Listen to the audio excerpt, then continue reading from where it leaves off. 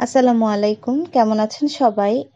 তো অঙ্কটা হচ্ছে চালের মূল্য 12% কমে যাওয়ায় ৬,০০০ টাকা পূর্বের তুলনায় ১ কুইন্টাল চাল বেশি পাওয়া যায়। ১ কুইন্টাল চালের বর্তমান মূল্য কত?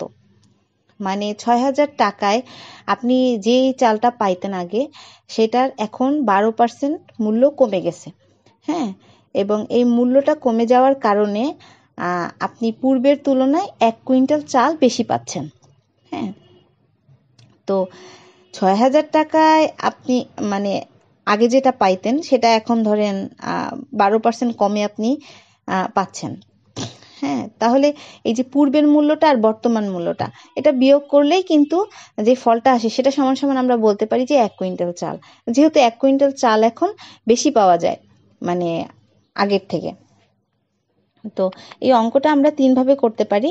১ কুইন্টাল চাল সমান সমান তো আমরা জানি যে ১০০ কেজি।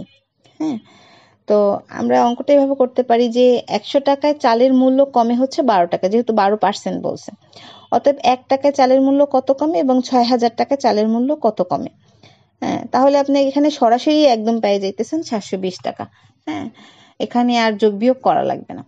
তাছাড়া আপনি অন্যভাবে করতে পারেন যে ৬,০০০ এর ১২%, যেহেতু ১২% বলছে ৬,০০০ টাকা, ৬,০০০ টাকার ১২%, ৬,০০০ টাকার ১২% আপনি বের করলেও ৭২০ টাকা আসে।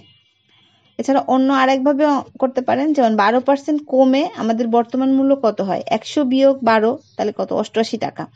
তাহলে পূর্ব মূল্য ১০০ টাকা হলে বর্তমান মূল্য হচ্ছে পূর্ব মূল্য ১০০ টাকা হলে বর্তমান মূল্য হচ্ছে ৮৮ টাকা। তবে ১ টাকা কত এবং কত, ৬,০০০ টাকায় কত।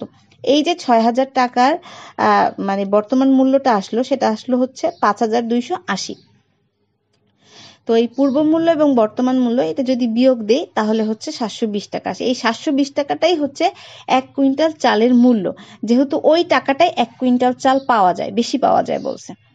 হ্যাঁ, তো আশা করছি সবাই বুঝতে পেরেছেন। সবাই ভালো থাকবেন। আল্লাহ হাফিজ।